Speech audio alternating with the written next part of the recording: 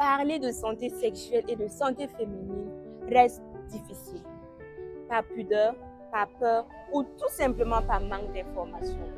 Pourtant, il est essentiel d'en parler pour mieux comprendre, prévenir et agir. À travers notre interview du jour, nous avons décidé de briser les tabous et d'ouvrir le dialogue autour de la santé féminine. Envie d'en savoir plus? Restez connectés et suivez-nous. Bonjour professeur. Bonjour Rebecca. Comment vous allez? Je vais bien et chez toi? Ça va. Merci à vous d'être avec nous aujourd'hui et d'avoir accepté échanger avec nous sur la santé féminine. Avant de commencer, est-ce que vous pourriez vous présenter votre fonction et où est-ce que vous exercez? D'accord. Alors moi je suis Madame Savadugo, née Kombovo Evelyne. Je suis enseignante-chercheur à l'Université Nazi Boni de Bobo-Dioulasso. Parallèlement gynécologue au Centre hospitalier universitaire de Pala. D'accord. Merci à vous. Et comme nous l'avons dit plus haut, aujourd'hui nous allons nous atteler à aborder le sujet de la santé féminine qui malheureusement demeure un tabou dans nos sociétés. Nous avons essayé de faire un recensement de quelques questions qui sont les plus fréquentes. Pour ce qui est de la première question, lorsqu'on parle de santé féminine, beaucoup de personnes pensent uniquement à la grossesse ou à l'accouchement. Professeur, selon vous, qu'est-ce que la santé féminine englobe réellement? D'accord. Alors, merci pour la préoccupation posée. Effectivement, il y a d'autres qui résument la santé féminine à la grossesse, à l'accouchement. Pourtant, quand on parle de santé féminine, c'est beaucoup plus global. Voilà, ça prend en compte la santé physique, mentale de la femme. Plus spécifiquement, ça prend en compte sa santé sexuelle et reproductive. Voilà, donc c'est ça. D'accord. De nos jours, on parle beaucoup plus d'une sexualité responsable. Et dans nos contextes socio-culturels, qu'est-ce que cela signifie concrètement pour la jeune fille ou la femme? Voilà. Donc, si on parle de sexualité responsable, et voilà, ce sont des aspects qui prennent en compte les choix éclairés, voilà, et le consentement, voilà, et ça veut dire vivre sa sexualité en pleine conscience des conséquences qui peuvent survenir et si on ne respecte pas tel ou tel aspect, voilà. Donc, pour être plus concrète, je prends l'exemple d'une jeune fille qui n'est pas sous méthode contraceptive, voilà, et qui entretient des rapports sexuels. Elle doit être en mesure de savoir qu'entretenir ces rapports sexuels l'expose aux infections sexuellement transmissibles et à des grossesses non désirées. Et si elle n'est pas prête pour gérer une grossesse, elle doit pouvoir prendre des précautions pour ne pas prendre cette grossesse parce que tous les moyens, tous les moyens sont disponibles actuellement. Et ne pas également contracter une infection lorsqu'elle fait ses rapports sexuels. Voilà. Donc concrètement, c'est ce que cela a trait. Et quel conseil donnerez-vous aux jeunes pour vivre leur sexualité de façon responsable tout en protégeant leur santé? Voilà. Donc comme conseil, c'est de ne pas hésiter à fréquenter les services de santé sexuelle et reproductive. Il y a les centres d'écoute pour jeunes, il y a les services de santé, à la consultation externe. Essayez de rencontrer certains professionnels de santé pour poser vos inquiétudes et prendre des conseils. Voilà, ça c'est le premier aspect. Communiquer beaucoup en famille, avec les parents, être curieux et amener les parents à discuter et avoir les conseils des parents. Parce que le sexe ne doit pas être tabou de nos jours. Voilà, donc côté parents, côté enfants, il faut qu'on arrive à briser ces tabous et aller vers la vraie information. Et surseoir aux fausses rumeurs. Voilà.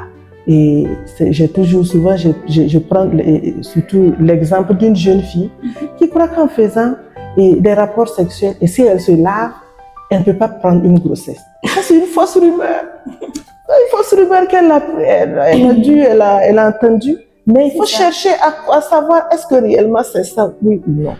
Chercher à comprendre son corps. Vous pouvez vivre pleinement sa sexualité, c'est chercher à comprendre son corps.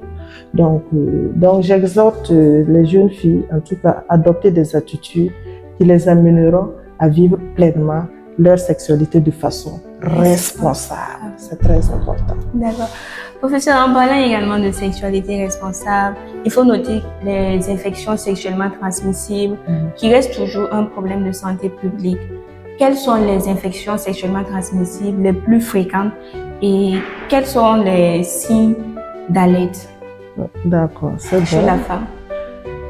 Alors, il y a les IST, c'est infections sexuellement transmissibles, en abrégé IST. Ce sont des infections qui sont très fréquentes, voilà, et qui constituent un réel problème de santé publique. Et parmi ces IST, voilà, il y a les IST virales, il y a les IST bactériennes, les IST parasitaires. Voilà, donc tout ce qu'on connaît qui est plus fréquent, bon, voilà, dont la prévalence est élevée, nous avons le VIH-Sida. C'est ça. Le VIH-Sida, nous avons, à côté de ça, nous avons l'hépatite, les hépatites virales, plus précisément l'hépatite virale B, voilà, la gonococcie, les chlamydiés, voilà, la syphilis, l'herpès viral. Tout ça, ce sont des infections sexuellement transmissibles. Alors, comment ces infections vont se manifester? Très souvent, lorsque ces germes sont inoculés dans l'organisme, ces germes peuvent évoluer de façon silencieuse, ce qu'on parle d'asymptomatique. Voilà, tu portes le germe, mais tu ne présentes aucun signe. Voilà, donc cela va nécessiter d'avoir recours à des services de dépistage pour connaître son statut sérologique. Si on prend le VIH, l'hépatite virale, voilà, et l'hépatite virale B, voilà, voilà un laps de temps pour la syphilis.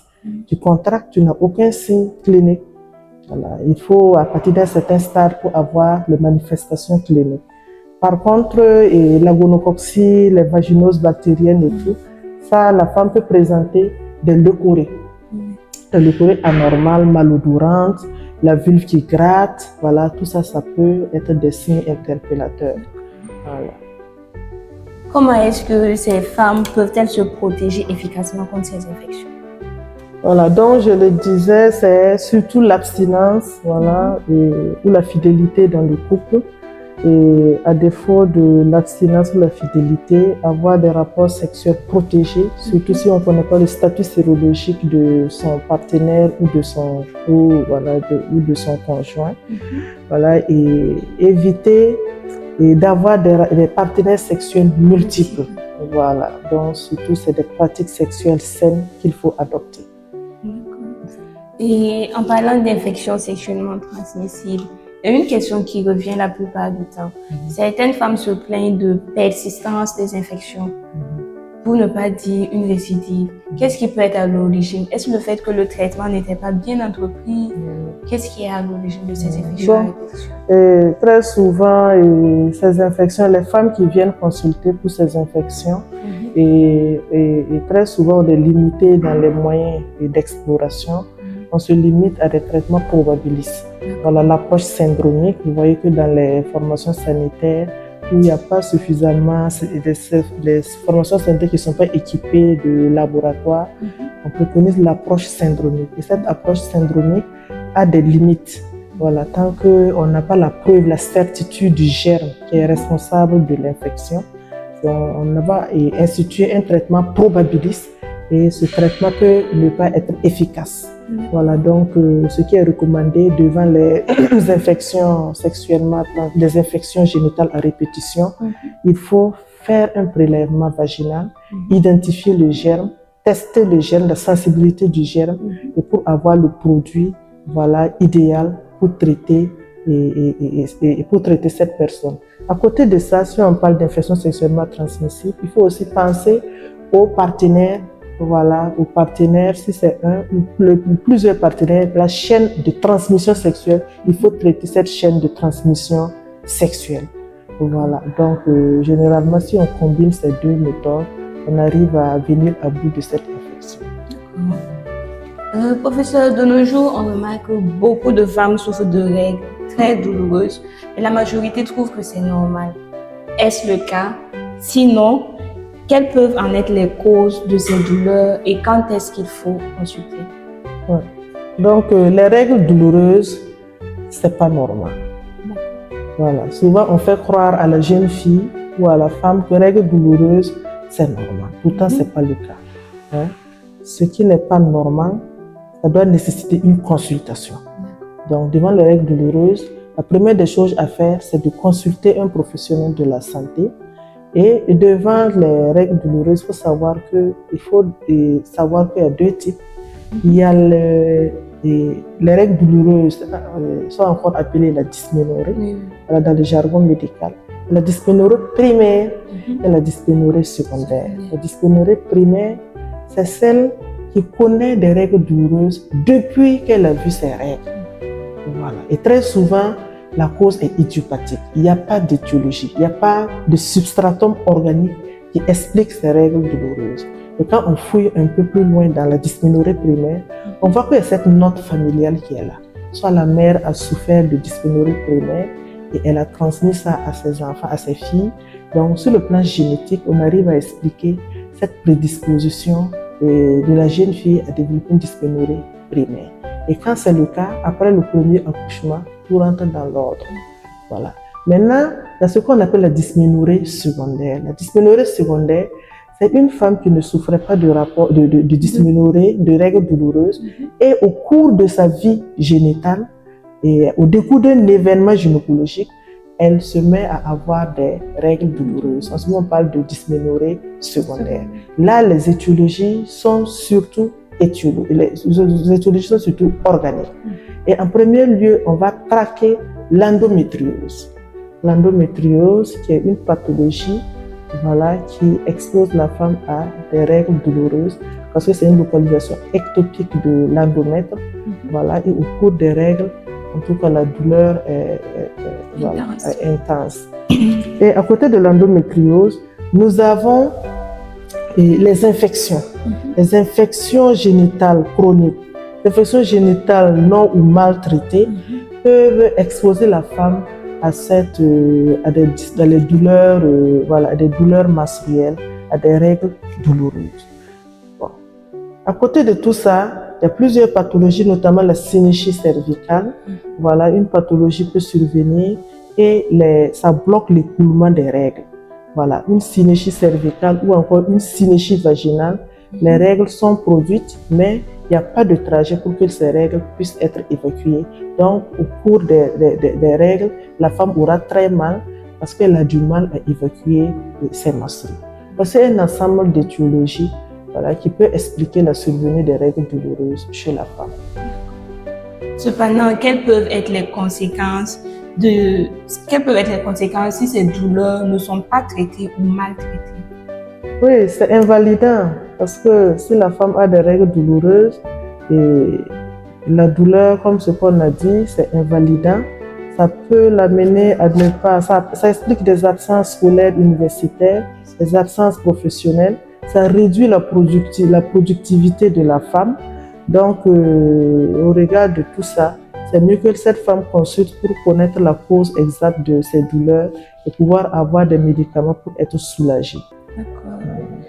Pour ce qui est de la prochaine question, je ne sais pas si vous êtes au courant, mais de nos jours, on assiste à de nouvelles pratiques englobées par les termes de secret de femmes, où certaines femmes utilisent des produits pour l'hygiène intime ou pour essayer le vagin afin de rendre les rapports sexuels plus agréables. Quels risques ces pratiques peuvent-elles représenter pour la santé des femmes? Ouais, le secret des femmes.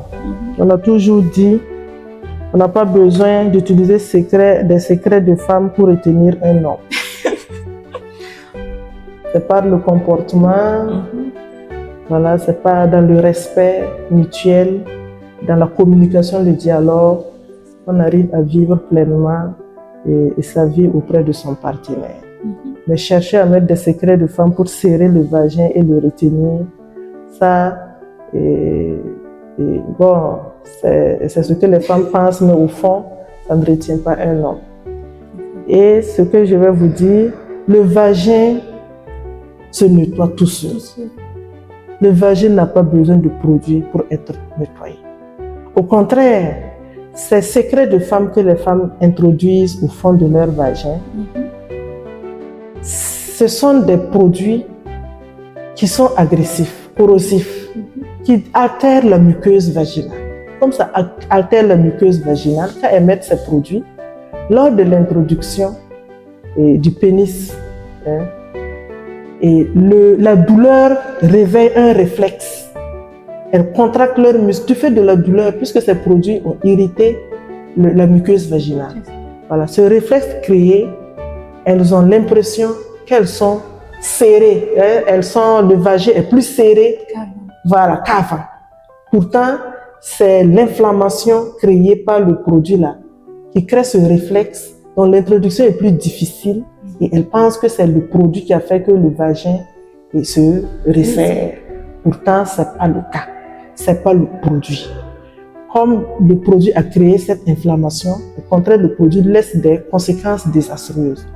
Donc, cette inflammation, au cours de la cicatrisation, c'est une inflammation. La muqueuse vaginale au repos, ça colle. Et c'est une inflammation, comme c'est accolé, au cours de la cicatrisation, ça aura tendance à se refermer. Dans un certain moment, ces femmes n'auront même plus de vagin. Ce qu'on appelle la synergie vaginale. Donc, ce secret de femme crée ce qu'on appelle la synergie vaginale. Et sans vagin, le fait que tu cherchais au départ, tu te retrouves sans vagin, ça sera l'occasion à l'homme de sortir même pour aller chercher ailleurs parce que dedans, il n'y a même plus de passage. Voilà. Donc, et vraiment, c'est pour conseiller ces femmes d'ouvrir l'œil et de laisser tomber ces produits. Voilà. Et savoir que ces produits sont nuisibles pour leur santé. Et à présent, nous allons aborder un sujet qui est très sensible, le cas de l'infertilité. Et la question de l'infertilité est très souvent, ou du moins difficilement abordée dans nos sociétés. Quelles peuvent être les causes de l'infertilité les plus fréquentes chez la femme? Alors, l'infertilité, effectivement, c'est également un problème de santé publique parce que nous recevons pas mal de couples qui viennent pour des désirs d'enfants. Et quand on dit infertilité, ça englobe aussi bien la femme que l'homme. Mais dans notre société africaine, très souvent, c'est la femme qui est plus indexée. Quand il y a des difficultés de procréation, on regarde d'abord la femme. Alors, donc, quelles sont les causes qui peuvent expliquer l'infertilité chez la femme? Les causes sont multiples. Voilà, et il y a les malformations utérines. Voilà, si l'utérus est mal formé, il n'y a pas de passage pour les spermatozoïdes de remonter pour aller féconder l'ovule. Là, c'est difficile pour avoir une procréation naturelle. Nous avons également les trompes bouchées. Voilà, ce qu'on appelle les trompes bouchées, les antécédents des infections génitales mal soignées, voilà, surtout les chlamydia trachomatis, la gonococcie. Ça laisse vraiment des séquelles tubaires. Donc les trompes bouchées, les trompes sont bouchées, il n'y a pas de passage pour les spermatozoïdes de remonter pour assurer une fécondation naturelle. Alors, à côté de tout ça, nous avons les troubles de l'ovulation. Les troubles de l'ovulation, la femme n'ovule pas, les troubles du cycle, elle a des cycles anovulatoires, elle voit ses règles, mais elle n'ovule pas au fond. Voilà, et plusieurs étiologies, plusieurs causes peuvent être à l'origine de ces cycles anovulatoires. On prend le cas de l'hyperprolactinémie. Il y a des femmes du fait d'un adénome hypophysaire sécrètent beaucoup de prolactine. Donc c'est comme une femme qui allaite. Donc cela met ses ovaires au repos et ces ovaires n'ovulent pas. Et s'il n'y a pas d'ovulation, il n'y aura pas de rencontre entre spermatozoïdes et ovules, donc pas de grossesse. Alors, c'est pas mal de causes qui expliquent en tout cas l'infertilité chez la femme. Donc, au décours d'une consultation et des investigations, on saura exactement c'est quoi et on pourra y remédier. D'accord. Nous constatons que la plupart du temps, pour les raisons d'infertilité, quand la dame part en consultation, on demande à ce que les deux partenaires viennent. Pourquoi est-il important que ce soit le couple qui consulte? Voilà, très bien. C'est le couple, parce que je le disais tantôt, Et quand on parle de fertilité, cela prend en compte l'homme et la femme. Ces deux personnes, c'est cet ensemble qui forme, voilà, et qui appelle la fécondation. Donc, s'il y a infertilité, c'est mieux d'explorer des deux côtés. Aussi bien chez la femme que chez l'homme. Voilà. Parce que si on prend nos statistiques, dans un tiers des cas, l'homme participe également à l'hypofertilité. Ce n'est pas uniquement la femme. Il y a des moments, ce sont les deux à la fois. Il y a un problème chez la femme et un problème chez l'homme, ce qui bloque la fertilité. Donc, c'est mieux que l'homme aussi vienne, qu'on puisse explorer de son côté pour voir si tout va bien ou pas. Voilà. Si l'homme même s'implique dans cette recherche d'enfants, il y a des chances de succès au couple d'avoir un enfant. Voilà. Donc, c'est conseillé en tout cas au couple qui désire enfanter, d'être soudés et de venir à deux. Voilà, venez ensemble pour la consultation. Cela est très important et ça donne beaucoup plus de chances à eux d'avoir la grossesse. D'accord. Professeur, nous avançons vers la fin de notre interview. Quel message essentiel souhaiteriez-vous adresser à ces jeunes filles et femmes qui nous suivent pour qu'elles puissent avoir une bonne santé sexuelle? Très bien. Alors, à ces femmes et à ces filles qui nous écoutent, et ce que j'ai à les donner comme conseil, c'est n'hésitez pas à venir auprès des professionnels de santé pour avoir des informations sûres, des informations qui vous éloignent des fausses rumeurs. Et ayez à l'esprit qu'il vous faut une sexualité responsable. Voilà, on ne doit pas, on a toujours dit, des règles douloureuses ne doivent pas empêcher une fille d'aller suivre ses cours à l'université. Voilà, donc si tu sais que il y a les règles douloureuses, consulte, prends des produits et vis pleinement ta vie. Vis pleinement ta profession, être autonome, travailler, être autonome. Nous ne devrons plus encore être au stade où on dit j'ai pris une grossesse parce que je ne voulais pas. On a tous les moyens nécessaires pour éviter cela. Quand on sait qu'on a commencé sa sexualité, il y a les méthodes contraceptives. Avant de commencer sa sexualité, prends ta méthode contraceptive. Ces méthodes contraceptives ne sont pas limitées aux adolescentes, aux jeunes filles, aux femmes qui sont en union ou pas, c'est peut-être toute population confondue de femmes.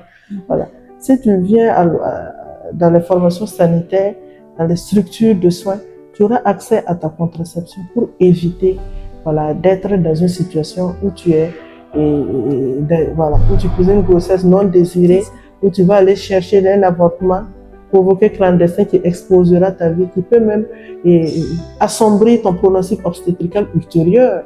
Voilà.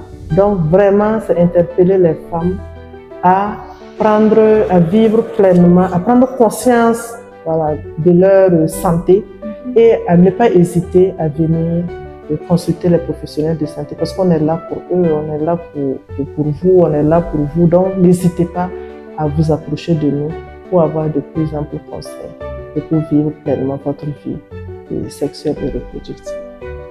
Merci à vous, professeur. Merci pour ces temps d'échange de qualité.